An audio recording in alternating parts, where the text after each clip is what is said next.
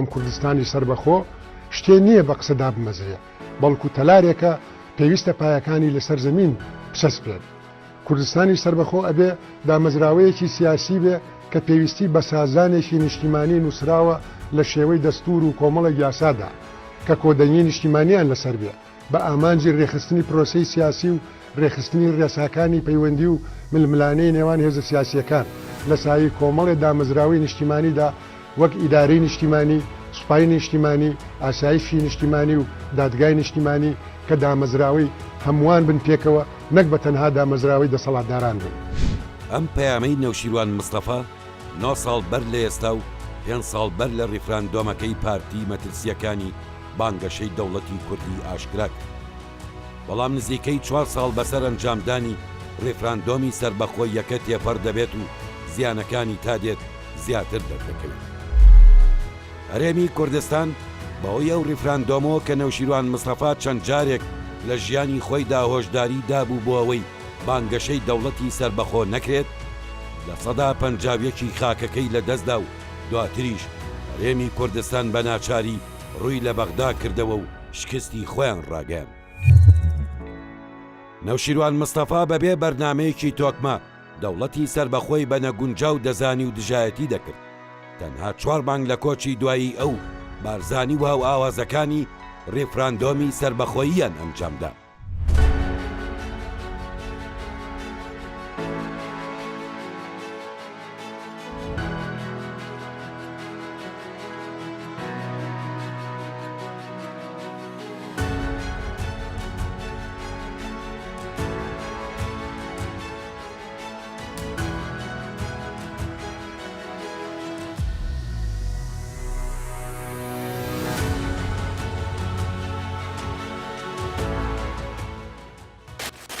نەوشیروان مستەفا ئەمین ساڵی 1944 لە شاری سلێمانی لەدایک بووە.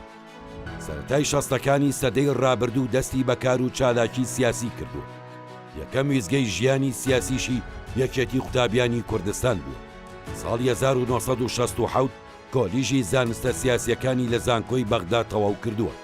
جێگیری سکرتێری گشتی یەکێتی نیشتیمانی کوردستان بوو. ساڵی 1970 خێزانی پێکەوە ناوە خاوەنی 2 کوڕ و کچێکە.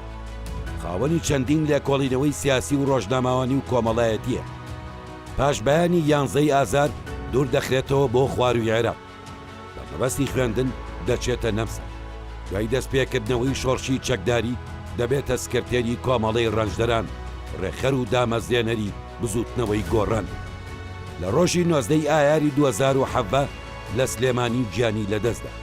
تا نەوشیروان مستەفا و مامجلال لە گۆڕەپانی سیاسی دابوون، بارزانی تەنها بانگەشەی دەوڵەتی دەکرد.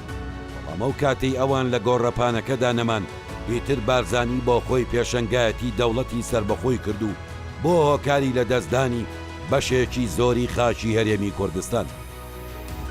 ئەمڕۆ 4 ساڵ بەسەر کۆچی دوایی نەوشیروان مستەفا تێپەر دەکات و تا ئێستاش پارتی و هاو ئاوازەکانی نەگەڕاونەتەوە بۆ ئەو ئامۆژگاریانەی یەکێک لان دازیارەکانی شۆڕشینۆی کورد پێشەوەی کۆچ بکات دای بەگوێیاندا.